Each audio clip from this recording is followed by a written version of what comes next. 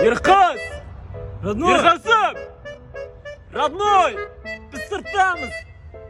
Сен үшін любой жерде тұрамыз, Ерқас! Сен шыққанша кетпейміз, досым! Родной! Сынба! Сынба! Не істеп тұрсыңдар? Мына досымыз істі болып қап сотталып кетіп еді 6 жылға. Не бүлдіріп қойды? Болмайтын сонда бана документ бітіремін деп 3 мың теңге алған ғой. Сонымен 6 жыл алып кетті ғой. Істі болып сотталды 6 жылға. Көке, бір сұрақ бар еді.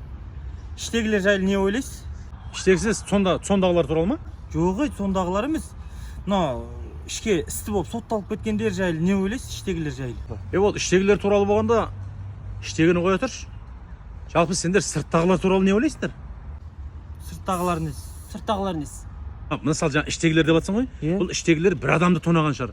Болмаса бір үйді тонаған шығар. Бір адамның ақысын жеп қойған шығар. Жаңағыдай болмайтын бір тиын тебер алып қойған шығар.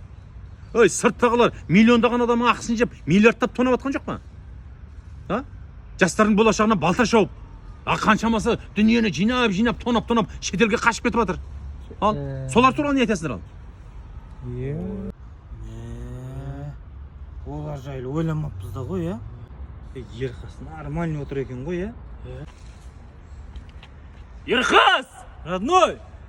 Іште отыра бер! Сырт былығы батыр, брат! Вовремя кіріп кетті ғой, брат. Вовремя кіріп кетті. Бол, біз кеттік! Давай!